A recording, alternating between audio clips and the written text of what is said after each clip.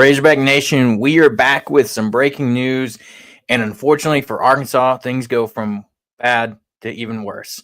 With the news coming out about an hour ago from John Rothstein that Arkansas standout freshman point guard Boogie Fland will miss the remainder of this season due to an hand injury he suffered a few games back against Florida. So, David, initial reactions. As you can see, we're joined by David from Hoops Southbound. So, David, your initial reactions to this news for Arkansas. I mean, it's a loss. I mean, like, I've never seen a team just hit Murphy's Law so hard in my entire life. Like, whatever can go wrong seems to be going wrong for Arkansas this season. Boogie Fland is a significant loss. We definitely know the caliber of player that he is. NBA draft boards have loved him and certainly think quite a bit of him and got him right now anywhere ranging from a late lottery pick to a late first rounder. So definitely from a talent perspective, you're losing someone significant for Arkansas. Now, that being said, there's a lot more to this conversation to be had, but Boogie Fland being out is definitely not the news that John Calipari wants, staring 0-6. And as I was talking about on my show, having this possibility of 0-10 in the SEC before there's something that I would really put chips in for Arkansas to win a game in the SEC right now. When you're staring that right in the face, this is definitely not the news you want. Yeah, 100%. I mean, with an Arkansas team that's already struggling to score the basketball, you lose your second leading scorer and a guy that also has a fantastic 6-1 assist to turnover margin throughout the season. I mean, yeah, like you said, it's Murphy's Law for Arkansas this season. It's like everything's excited. You hired John Calipari, and all this news leads up to what should be an exciting basketball season that just so far has not lived up to expectations and just fallen flat. And now you're looking at what is already a short 9-man rotation go down to 8. So if you're Cal, what do you do? I mean, he already mentioned with Boogie being out, more Nelly Davis, more Billy Richmond. You're probably going to see more DJ Wagner full-time point guard. Or, maybe it's like we talked about it before we jumped on. Does this unlock what you are missing from a Nelly Davis perspective in this offense? There's a lot of different ways to have this conversation. And I mean, the proof is going to be whatever happens from here. I think first off, like you mentioned, the assist to turnover ratio, we're already seeing an Arkansas team that's, I don't mean to rub salt in the wound after the John Goodman article that was written in the unanimous SEC coach, whoever that may be, saying that, John Calipari's system being archaic. But I mean, the ball movement has been somewhat archaic at Arkansas. It needs to be much higher. And you're talking about one of your best facilitators on this team being out. That's certainly not a positive. So you're going to have to figure out how you're going to adjust ball movement wise. I know the design here is something that goes something more dribble drive, something that we're used to seeing a little bit more out of Calipari teams in the past. So the ball movement wasn't going to be just outrageous compared to other teams anyway this season, but losing your best facilitator is definitely an issue. That's issue number one. Number two, the next issue I come across is that Boogie Fland was leading this team in average 3-point field goals made per game. This team's already struggling to score from three. Believe it or not, here's the thing. We talk about the magic number on my show all the time being 36% from three. Coming into SEC play, Arkansas was hitting over that. As soon as they got into SEC play, this team forgot how to shoot a basketball for some reason. And I know that defenses picked up quite a bit against Arkansas, but you wouldn't expect to see the drop that we have seen even with some of the, several teams. So it's been staggering to see just how far Arkansas has gone. And now you're losing your best, the guy who completes the most threes on this team. So you've lost some of your long ball ability and you've lost some of your ball movement. That being said, not Nelly Davis, but Boogie Fland has been a player also that has not been your most efficient scorer by any means. The shots that he's taken sometimes leave some questions out there. Like, I think people would be a little bit surprised to see that points per shot, Boogie Fland ranks about 7th on this team, and behind him are Carter Knox and DJ Wagner. And then anybody below him after that are all the guys that never see playing time, like Melo Sanchez. So there's not, so maybe there's an opportunity here to where you can get a little bit more proficient. And where you're going to find that proficiency is some of those questions out there. The front court's been decent, but Nelly Davis is sixth on this team. He's a little bit better. You got a couple of guys. Billy Richmond's been he's fourth on this team in points per shot, so maybe you can get a little bit more out of those guys in the rotation. One thing I've talked about on my show, Janelle Davis, is he had a role on FAU, him and Elijah Martin, where they had to be the guys in the backcourt. I am interested to see if that unlocks Nelly Davis, if a light bulb goes off for him because he's acquainted with being in that role and having to be the guy. So there's some talk there that could happen. We'll see. This is not the situation you want to be in, though. But maybe there's some maybe there that something different may happen. Yeah, you look at a guy like Boogie Fland through 18 games in his lone college season, averaging 34.1 minutes a game, shooting 39% from the field, 36% from the beyond the arc, 83% from the line, 3.4 rebounds, 5.7 assists, 1.5 steals. And yeah, it's like, how do you replace that? That's I don't know. But yeah, like you said, maybe some of these guys step up. And it's at this point, it's going to be a wait and see approach, because it's like Whoopig here says, Nelly has been a scorer, but he doesn't really see him improving much now. I think what we've seen is what we got. And that, I mean, right now you can't think any other way until proved wrong. Followed up with Billy Richmond has to come out and up his game, and I think be a legit piece to this offense now. I mean, it's one of those things, your numbers being called, one man goes down, you're going to see a significant bump in playing time. And hopefully, he was a top recruit. So can he come out and show it? I also looked at Carter Knox. Carter Knox was a decent scorer and overtime elite. I definitely thought he was going to be a better scorer coming to this team. For Nelly Davis, I think the role that he's been put onto this team has had some kind of just limitation. Think about it. So he has this injury at the beginning of the year. He misses playing time, scrimmage time, as Cal would put it, also in there.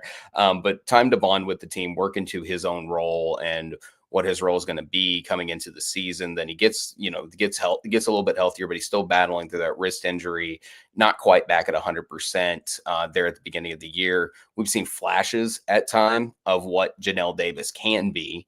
But I do think like some of the injury issues and him not getting all the practice time he's had has been a concern, and what's kind of hampered him a little bit here.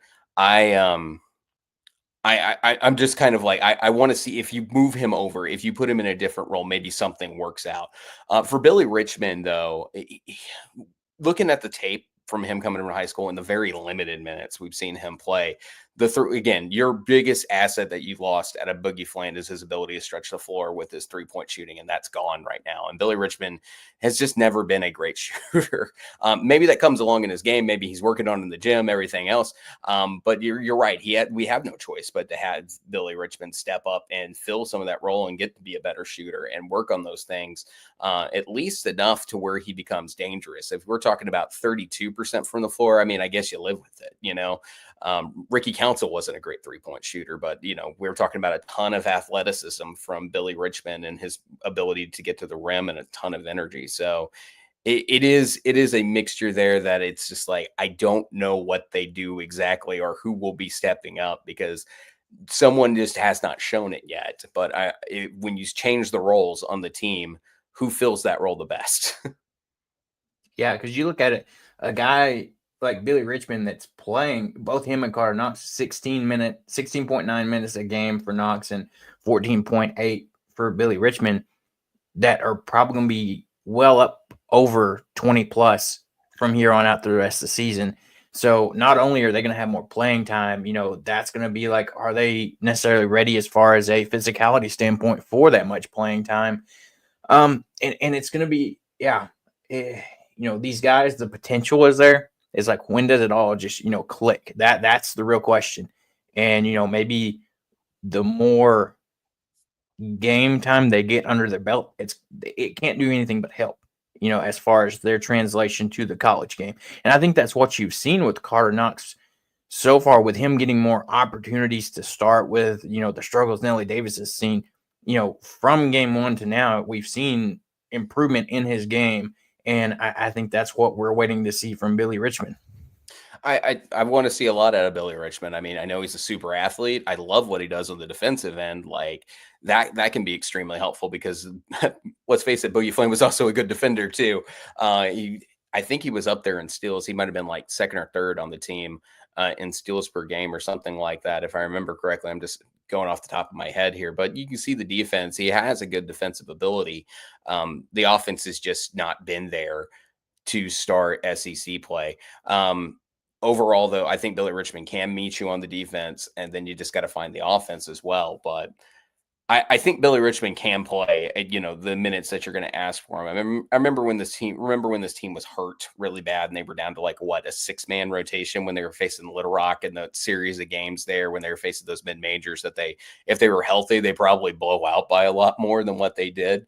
But a lot of teams figured out that they could run and wear them down, because they had such a short bench at that point. I think some of these guys are more than conditioned to play these minutes. It's just a matter of finding their roles and hitting their stride more than anything else. Yeah. Here's an interesting thing to think about. Transplant Texan says, will we hear Cal address Boogie's exit, or will he wait to see if Arkansas loses to Georgia and then use Boogie's departure as his justification for the team underperforming for the remainder of the season? Look, I'm not going to Cal speculate. I've said my piece on Cal in the past, and I had Kentucky fans on my show. For you guys who don't know my show, I cover SEC basketball, and I was telling Kentucky fans last year that they should probably fire John Calipari. But overall, when it comes to this, I don't think Cal's going to just come out and address it in a way. If anything, you might hear Cal say he's got this hand injury, blah blah blah blah blah.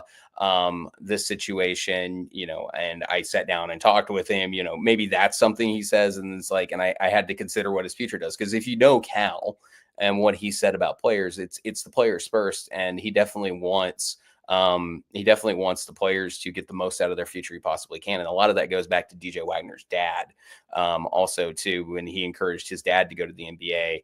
And of course, his father had a medical condition that only allowed him to play a couple of seasons in the NBA, if I remember correctly. And Cal always talked about, even if you go watch the 30 for 30 on Cal, him talking about, it's I'm glad I encouraged that, because he got out there and he got the money that he deserved. And I can certainly see, I don't want to put Boogie Fland in a situation that jeopardizes his long-term career. I can see that being something he said. I don't know that, but if that's the situation or anything here, but knowing what Cal has said in the past, and listen to him talk about things like that, he's definitely a very player-first coach. And I can see him having some impact where it's Boogie, maybe you call it the year. I can see that happening, but at the exact same time, maybe this is a situation where Cal knew there was an injury, saw him playing through it, and it's let's get that hand checked on. It turned out to be a lot worse. So I'm not going to speculate on anything, but I can see where the conspiracy is coming from, so to speak.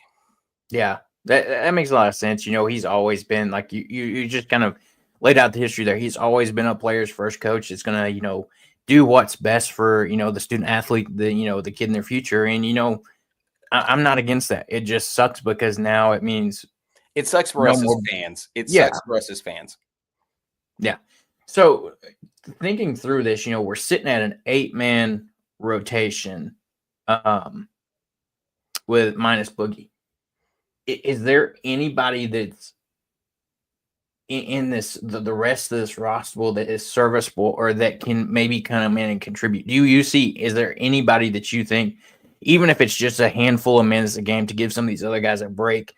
I do. I talked to Curtis on Inside Arkansas about this when he came on my show for a few minutes behind screen for a little bit. We talked about Melo Sanchez. And the reason we brought up Melo Sanchez was because Georgia last year had RJ Sunahara, who came in from Division II, from Nova Southeastern. It's a Florida school. They won a national championship. That was the team that RJ Sunahara was on for that Georgia team. He comes up and he got about 11 minutes a night for Georgia last year. Now, of course, Georgia's not this great super team or anything last season, but they were much improved under Mike White, and he kind of supplemented minutes, played a big man role for them in the game that he brought. I can see Melo Sanchez falling into that because you're talking about a Division II player here who's experienced playing college basketball, not to this level, but was also a good shooter, which is something Arkansas needs, is someone who can hit an occasional three. So if he gets 5 minutes a night and you go post him up in the corner somewhere on a driving kick or something like that, maybe that helps. I would say that's something you consider. They've also got the 3-star out there and double C who can get a little bit maybe going. There's a couple different considerations here and there, but I would start by looking at Melo Sanchez as an outsider looking in. Yeah.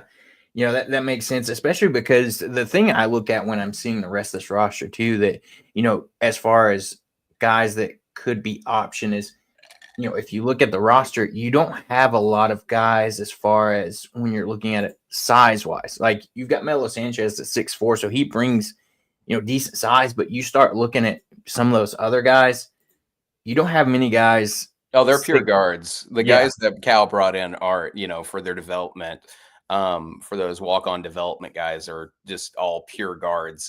That was one of the big criticisms coming into the season too, was a lot of people talking about, it's like, so we took all these guards for the walk-ons and not one forward outside of Lawson Blake, who was already here, who's suffering from an injury himself. So, that was definitely one piece of conversation, because there were 3 stars out there that could have been brought onto this team who played a forward position and somewhere in the front court. But that's here and there. Yeah, none of these guys are going to bring you a ton of size. So you're looking for shooters, obviously, if you're looking for anybody to supplement minutes. Yeah, the only other guy that you're looking at that maybe has a chance to break into that for some supplemental minutes with some size is 6'5", Jaden Carluetta, who is a freshman. So that's not going to happen. Yeah, exactly. So, like you said, Melo Sanchez is probably the guy that can crack into some minutes, but it's probably going to see mainly an 8-man rotation with increased opportunity for Carter Knox and Billy Richmond. So yeah, that's exactly what is going. Those 2 guys are going to have to raise their game. They're going to have to be the ones who step up, because you're right. The minutes that are available are going to 2 guards, and those guys are going to be your best options to give you whatever you can. Like I said, Carter Knox can shoot better than the numbers he's showing us. He showed it to us in overtime elite and then throughout high school. He was a prolific scorer in high school, and when he was playing high school ball. So you just got to get those guys in situations they feel comfortable in. And that to me is the challenge at this point. Yeah. Transplant Texan here says fans were not expecting the implosion we're seeing. Boogie out for the season will bring conspiracy theories and further heat on Cal, having played Boogie for 2 games after this injury occurred. It's like you said, you don't necessarily think it's as serious as it was, and maybe Boogie was a guy that said, yeah, I'm fine, it's something I can play through, and then you start seeing him those 2 games after, and his shooting not look as great, those following games after, with shots just not looking like we've seen them all season. And then he addresses it after Missouri, saying, yeah, we're going to get looked at, maybe shut him down for, a couple weeks or so. And then, probably test results come back. And like you said earlier, it shows that it was much worse than, maybe.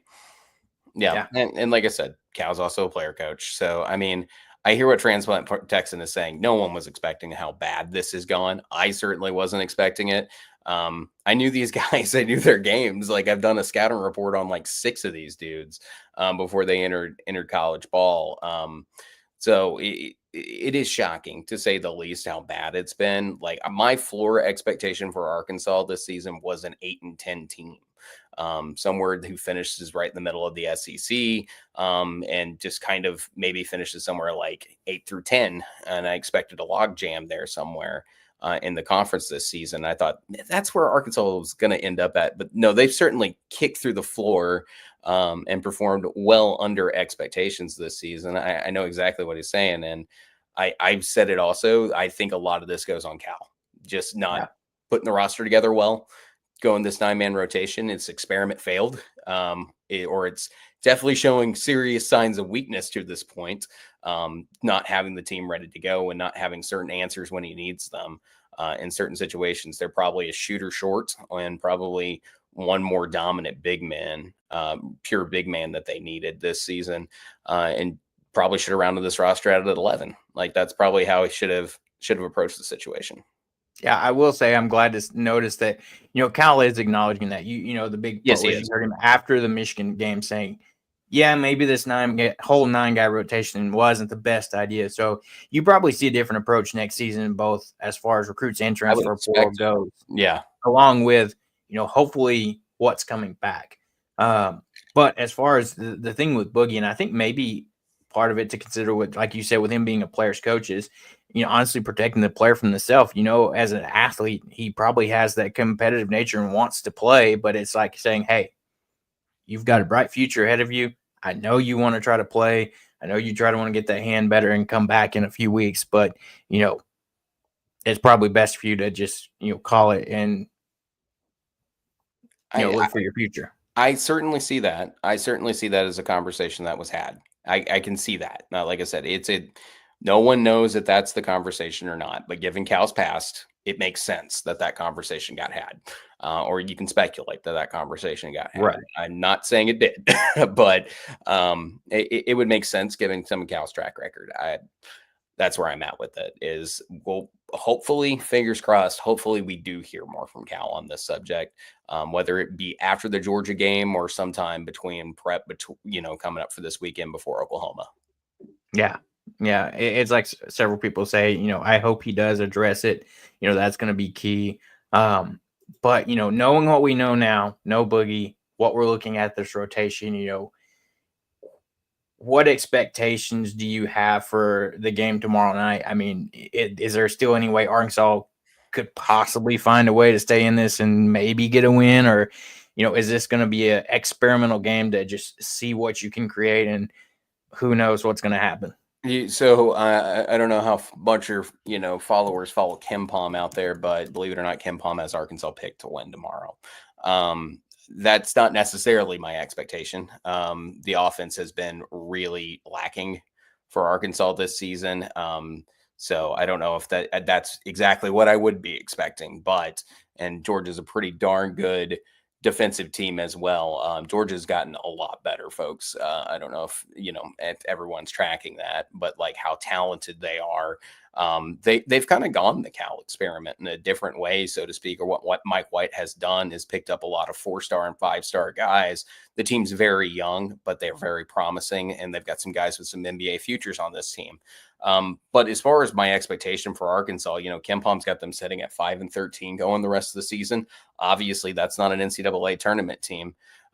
So as far as what your hope is that you have to figure out how you're going to steal 3 games. And if Arkansas does put it together and we do see an unlock Nelly Davis and this team rising to the occasion with the minutes that are available on the floor, maybe you go out and you steal one against Texas A&M, who's not a great shooting basketball team on the road. Maybe you go out and you beat Texas in their house. There's opportunities clearly out there. Vanderbilt you got on the road too, so you're obviously picked to lose that one in a close one right now. So I mean, it's one way or the other. Like you got to figure out how you're going to take a few games back from where you are right now. The season got started out with, the SEC schedule got started out with just a haymaker to start the year for Arkansas. Tennessee's really a darn good team. I think everybody expected them to be good. If you're a casual fan, you probably didn't know how good Chris Beard's team was, and they definitely got introduced to it last Wednesday. And then Florida is really darn good. And then Missouri was my under the radar team coming into the season. I thought they were a well constructed basketball team. And Dennis Gates is starting to tighten that rotation up and get that team better as we're speaking. Of course, they take the L to Texas tonight, by the way. And that's another conversation thing. For Arkansas, they've got one quad 1 win right now. That's the Michigan game. Texas just picked up their second quad 1 win of the season. So to keep pace, to get back into an NCAA tournament race, you got a quad 1 opportunity at home tomorrow night against Georgia. It is as must win gets, because must win was actually LSU 2 games ago. So you're at got to do it, got no excuse. We have to do something at this point if you're Arkansas. So my expectation is a hope and a prayer. I mean, Yeah. like that's what it is. Can you salvage? Can you get to 8-10? Can you get to 7-11 and maybe pick up a game in the SEC tournament? That's where you want to see this. Yeah. I just have not seen this team move in a positive direction to make me believe that. I just have not seen it. And anything, I think the offense has looked worse at times with some of these young players not knowing exactly what to do in this system so far. So there's hope. Let's see what we can get done. But I'm not 100% on board with it yet. Yeah. And I'm not, it's tough to say. I haven't fully thrown in the towel for the season yet, but something has been concerning me and that I've been wondering is, he brings up here, does how the season has gone so far and how it could finish out concerns mounting on whether Cal can keep Acuff and Malik Thomas, especially with Scylla going to Georgia Tech last week. Now it's like you have to hold on to these two recruits for next season.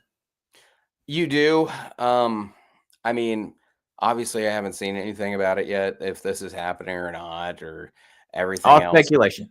All speculation. But I mean, like Cal in 2020, 2021 didn't even make the tournament at Kentucky after being well established at Kentucky. And the next couple of years, he brings in some superstars. Yeah. So I mean, Cal's going to do what Cal does. I would expect him to continue to bring in good talent. I'd expect him to do these things. What his calling card is. But like it'll all depend on what Cal wants to. As long as Cal wants to continue coaching, he's going to try to pull in the best talent he can possibly pull in. So I'm not really concerned about it as of this second, unless something's happening on Twitter that we're not aware of right now.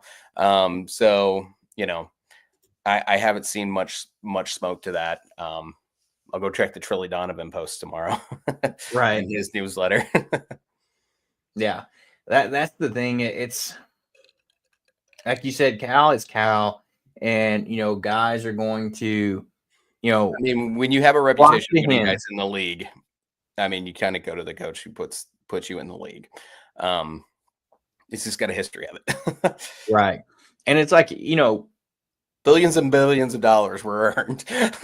Right. And it's like, regardless of, he is a Hall of Fame coach and all that. I mean, this is the clear example that nobody is impervious to, some year one struggles when you go to a new program.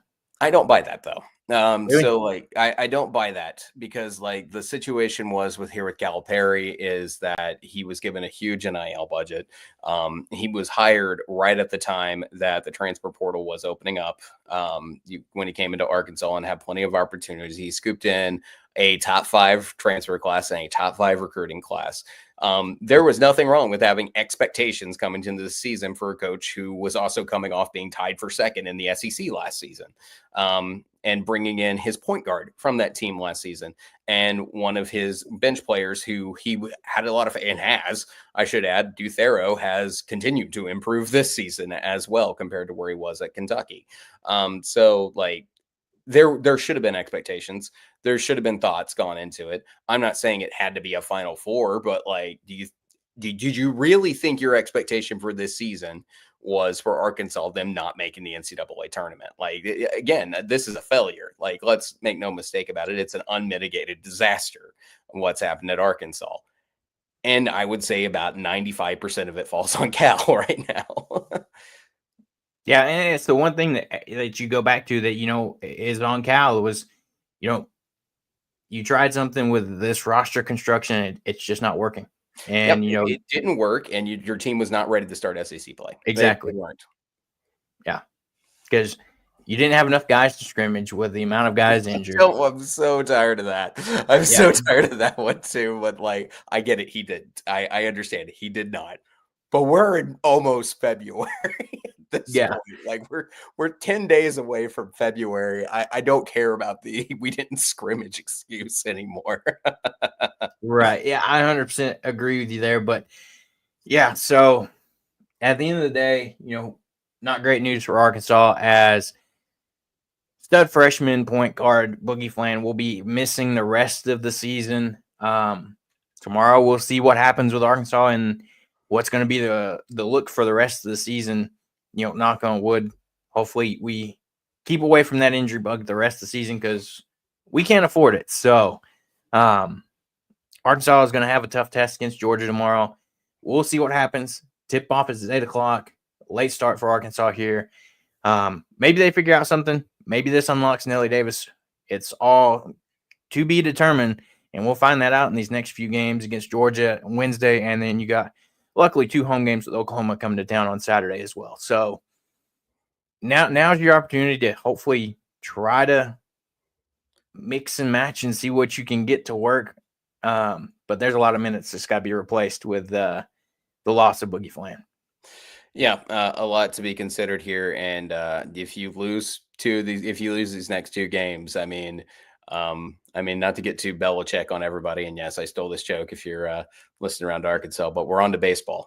That's kind of where we are as Razorback fans at this point. Of course, I'll still be doing basketball over on my show all the way through the transfer portal. When that's done, I'll be watching baseball. I just won't be talking about it. Right there you go. Yeah. No pressure, DVH, no pressure at all, DVH. Yeah. Football and basketball have just been let down. So, where were we a year ago, Caleb? Like a year ago, me and you were sitting in the same spot going, it's like, I think we talked about, it's like, please save us, DVH. And if the punishment of all of this is that we finally have a national championship out of the baseball team, then had it all been worth it? I don't know. Right. Yeah. So all is to be seen. Before we get out of here, David, let everybody know where they can find you and your channel out. David puts out great content covering all of SEC, including Arkansas, but some fantastic stuff over there, Hoops Southbound. Yeah, please just come over here, drop us a subscribe if you guys don't want to hang around and watch the show because basketball is become too hard to watch as a Razorback fan. I get it, but at least you can find us for next season. My show is called Hoops Southbound. This is the name is there and the marker there. It says SEC basketball in the back just so people know what I talk about. But yeah, you can find us on YouTube. You can find us on Twitter. I do a lot of videos over there. We do a weekly show. Or actually right now it's twice a week. We do one recapping the midweek and looking forward to the weekend, and then one recapping the weekend, looking forward to the midweek. We do, the regular show. We also do scouting report videos for freshmen that are coming into the SEC. We do evaluations on transfer portal rosters and things like that. We'll do all of that all the way through the transfer portal, the NBA draft. We'll keep talking about all that content. We'll do our Welcome to the Madness show when we get into March Madness and talk about some crazy things and trends that you probably have never used to pick your bracket. And the funny thing is Caleb joined us last year for Welcome to the Madness, and I laid out this whole thing. And none of us took my own advice over there on that show when we filled out the bracket. And but of course, sure enough, it showed us exactly where the national championship game was. But yeah, you can come over, join us on that. We'll be talking basketball, and then we'll get you guys ready for portal freshman videos. We'll do freshman videos of the top 15 freshmen coming to the SEC. So you can check all that content over there at Hoops Southbound. Love to have you if you're a subscriber. Love to have people come in, drop comments about the basketball game and their thoughts on things. So, but yeah, the frustrations that y'all are sharing right now in the comment section on here, and a lot of my Razorback fans right now in my comment section as well. Yeah. If you've been around for a minute, there's going to be no shortage of crossovers between Hoops Southbound and Hawgs on the Hill just because of, if you don't know. We both started our shows at the same time and we have some ties to a former network that no longer exists when we both launched our podcasts at the exact same time. So plus David is with us up here in Northwest Arkansas as well. So yeah. So go check out his channel. If you haven't already, subscribe to Hawgs on the Hill on YouTube, Spotify, Apple Podcasts, wherever you can find podcasts. We will be there, and we'll see what happens tomorrow night, and we'll be back on Thursday for our regular scheduled show and talk about what happened. And, we're going to be talking some more baseball, getting into some baseball content because as you should, because basketball is depressing right now, and we want to talk about the potential of DVH and this year's baseball team. So get ready for that on Thursday. Stay tuned, and we'll see you then.